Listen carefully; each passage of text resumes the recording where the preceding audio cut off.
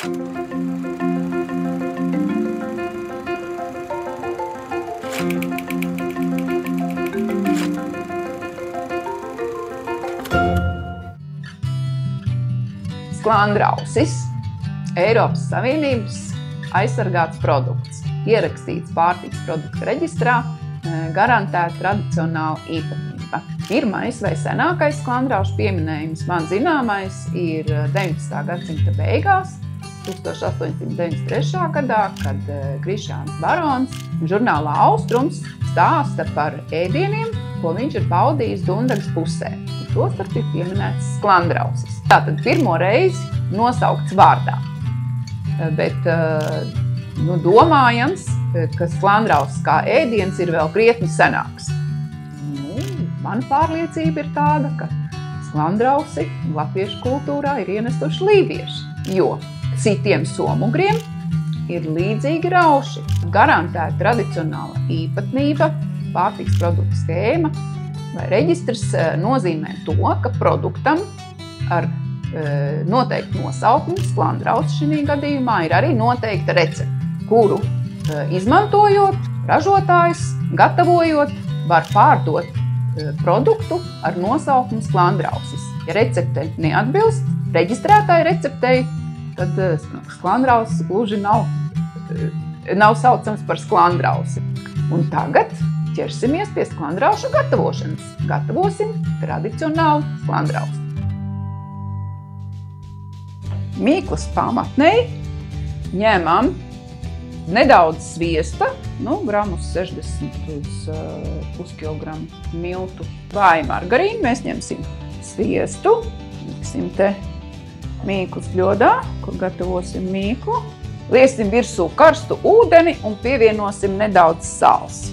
Šis izkusīs, tad liksim klāt rudzu miltus un jauksim mīklu. Tātad mīklai netiek pievienots rauks, kas ir tā norāde uz tā produkta senumu, jo rauks audzēšana ienāk vēlāk. Sākumā cilvēki gatavo tādus kā plāceņus no miltiem un ūdens. Un tad kaut kādā brīdī, mēs nezinām, kurā brīdī, lībietis vai latvietis izdomāja, ka maliņas var uzlocīt un ielikt pildījumu, tāds kā ir sklandrausī. Burkāns māra ar visu mizu un tad notīra, samaļ vai sarīvē. Burkāniem klāt liksim skābu krējumu, cukuru un mannā nedaudz. Cukuru liekam tik, cik gribam saldus tos raušus. Nedaudz mannā putrājus. Tas, lai tāda masa savilktos kopā.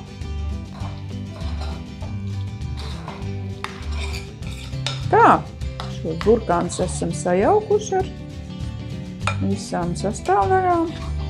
Tagad kartupeļi. Uz kilogramu kartupeļu 150–200 gramu sviesta. Var pielikt arī olas, ja vēlas, es to nedaru. Var pievienot arī ķīmenes, to arī nedaru, bet to visu var darīt. Tā, un sāls. Sajaucam viendabīgā masā to visu. Kartupeļu un burkānu pildījums. Turklāt katra sastāvdaļa ir atsevišķi, nevis kopā sajauktas. Atsevišķi arī ieliksim kārtās. Tā, tas arī gatavs. Taisīsim mīklu.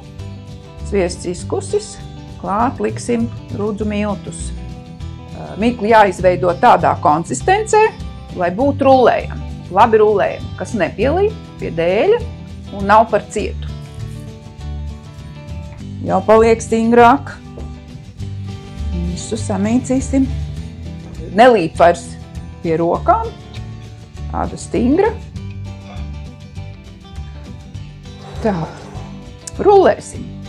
Ņemsim gabaliņu mīklas, tā, lai pietiktu vienam rausim. Tādu pikucīti. Te jāpaber milti, lai nepielīp pie dēļa. Un rulēsim. Tas biezums, jā, tas ir tā jāsajūt. Jo, biezs tad būs bieza garoza sklandrausim, ja būs pa biezu. Ja pa plānu, tad nav ērti izveidot to maliņu. Izmērs mums ir definēts no gatavs rausis, no 8 līdz 14 centimetriem. Veidojam tagad kā sētu vai žodziņu.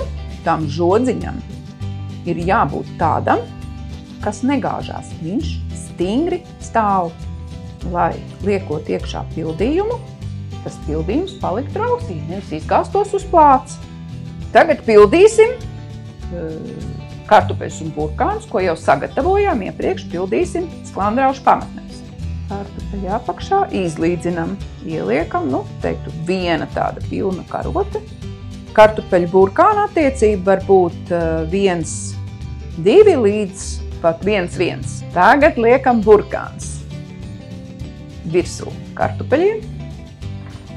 Šitā te izlīdzinām atkal. Tagad liksim cepties krāsnī. Cepuši krāsnī uz vismaz 15 minūtēm, kad tas rauša maliņa vai garoziņa sāk brūnēt, tad jau rausis ir pusceļā apcepies, un tad liksim vēl krējumu, cukuru un olas maisījumu virsū. Rauši ir jau sākuši cepties, kamēr viņi krāsnī sagatavosim virsiņu, kas ir krējums, cukurs, ola sajaukt kopā. Dažas saimnieces vēl pārber arī kanēli jau gataviem raušiem vai ķīmenes, bet man būs tikai krējums, cukurs, ola. Uzliesim nedaudz vēlāk, kad sklandrauši būs jau pacepušies, sākus brūnēt maliņa. Tā, sklandrauši ir apcepušies, maliņi sākus brūnēt, sacietējus nedaudz. Uzliesim krējumu virsū un vēl nedaudz liksim pacepties, lai virsiņa apbrūnē.